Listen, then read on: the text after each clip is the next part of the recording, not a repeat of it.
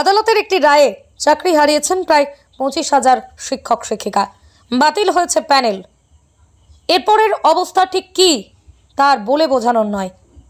প্রচুর ক্ষয়ক্ষতির আশঙ্কা করছেন এবং সেখানে শিক্ষার দিকেও অনেকটা বেহাল দশায় পরিণত হবে, কারণ এক একটা জায়গায় স্কুলগুলিতে এমনি শিক্ষক অভাব রয়েছে, আর তার উপরে এখন এই শিক্ষক বাতিলে বহু শিক্ষক ঘরবন্দি। এই মুহূর্তে সাংবাদিকদের মুখোমুখি রয়েছেন আমাদের সঙ্গে শঙ্কর পাল, লোকসভা ম্যানিফেস্টো ইনচার্জ, রয়েছেন সাধারণ সম্পাদক সুবল চন্দ্র ঘোষ, রয়েছেন সহসভাপতি অমর কুমার দাস। তৃণমূলের দুর্নীতি তা প্রকাশ্যে এসেছে বহুদিন আগেই। কাঁড়ি কাঁড়ি টাকা উদ্ধার হয়েছে নেতা মন্ত্রীদের বাড়ি থেকে। চাকরি অর্থাৎ নিয়োগ দুর্নীতিতে জেলবন্দিও রয়েছেন তারা। ইতিমধ্যেই যে রায় আবারও নতুন করে লোকসভা ভোটের মুখেই একেবারে পিছনে ফেলে দিল তৃণমূল অর্থাৎ শাসক দলকে, তা হলো এই 25,000 প্রায় 25,000 চাকরি প্রার্থী অর্থাৎ 25,000 শিক্ষক শিক্ষিকার চাকরি বাতিল। কি বলছেন এই বিষয়ে শুনুন। প্রথমেই আমরা যাব শঙ্কর পাল, লোকসভা ম্যানিফেস্টো ইনচার্জ, কি বলছেন শোনাবো আপনাদের। ত্রাহিমাম ত্রাহিমাম করছে যখন বাংলার জনসাধারণ, সেই মুহূর্তে এসএসসি কেলেঙ্কারি, যেমন কংগ্রেসের বোফোর্স কেলেঙ্কারি, এই তৃণমূলের এসএসসি কেলেঙ্কারি, তাতে যে 23,753 জনের চাকরি গেল, এর জন্য পুরোপুরি আমাদের রাজ্যের মুখ্যমন্ত্রী মাননীয়া মমতা ব্যানার্জি দায়ী, অভিষেক ব্যানার্জি দায়ী।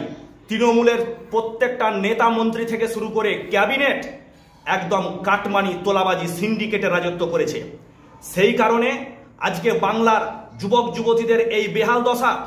অন্যদিকে যখন বিচারালয় থেকে এই বার্তাটা এসছে, ওনারা বলছেন 10 লক্ষ চাকরি রেডি আছে।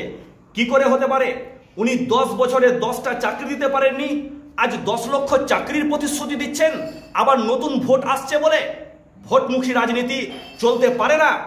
আর বাংলার জনগণ, বাংলার মানুষ ঠিক করে নিয়েছে, এইবার বিজেপির সরকার, অমিত শাহজি যে 35+ মিশনের কথা বলেছেন, সেটাতে সম্পূর্ণরূপে স্বপ্ন সাকার করার জন্য মিশন ফর লোটাসে পদ্মফুল চিহ্নে মানুষ ভোট দেবেন। ভোট দিন চাকুরির জন্য, শিক্ষার জন্য। বাংলায় যে পাহাড় প্রমাণ সুনামি তুল্য দুর্নীতি হয়েছে, তার বিরুদ্ধে no vote to TMC, vote for BJP. আমাদের সঙ্গে এই মুহূর্তে রয়েছেন সুবল চন্দ্র ঘোষ, সাধারণ সম্পাদক। তিনি কি বলছেন? তিনি বলছেন শুধু চাকরি কেন, আরো অনেক কিছু যাবে যেখানে দুর্নীতি সব প্রকাশ্যে আসবে, হুমকি দিয়েছেন তিনি। কি বলছেন শুনুন। মুখে চাকরি বাদ না, আরো কত কিছু বাদ হবে আপনারা সামনে দিনে দেখতে পারবেন। আমাদের জেলা থেকে শুরু করে, রাজ্য থেকে শুরু করে পশ্চিমবাংলার যে দুর্নীতির পাহাড় তৈরি হয়েছে, প্রত্যেকটা জায়গা থেকে এইরকমভাবে তাদেরকে যেতে হবে। জেলে কে যাবে, কে আপনার বহিষ্কৃত হবে, তারপর রাস্তাঘাটে দেখবেন কুকুর বিড়ালের মতো এই তৃণমূলের গুন্ডা বাহিনীরা পড়ে থাকবে। নাম বলছেন সুবল চন্দ্র ঘোষ, জেলার সাধারণ সম্পাদক। এছাড়া আমাদের সঙ্গে রয়েছেন অমর কুমার দাস, সহসভাপতি। তিনি কি বললেন শুনুন। পুরোপুরি শাসক দলের ব্যর্থতা।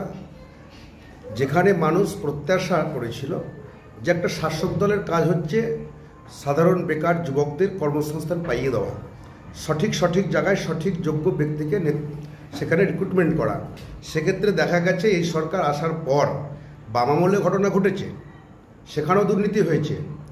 আর সেখানে দেখা গেছে যে তারা চুরি করেছে, আর পুকুর চুরি করছে। এই দুই সরকার, সেই সরকার আর এই সরকার একে অপরের পরিপূরক হিসাবে কাজ করছে। তো এটা কিন্তু প্রত্যাশিত ছিল যে ঘটনা ঘটবে, কারণ এর আগেই তো জেলখানাতে ধরুন গোটা শিক্ষা ব্যবস্থাটা জেলখানায় চলে গেছিল। আজকে শুধু রায়ের দায়ের অপেক্ষা ছিল। এরা বহু টালবাহানা করেছিল, কারণ এই কারণে করেছিল তারা জানতো আজ হোক কাল হোক এই রায়টাই অনিবার্য। যেটা আমাদের প্রাক্তন চিফ জাস্টিস গাঙ্গুলিজি যে রায় দিয়েছিল বা যে সিদ্ধান্ত নিয়েছিল, আজকে প্রমাণিত হলো যে বর্তমান যে আজকের যে রায় হয়েছে, সেই রায় কিন্তু সেটাই বহাল থাকলো।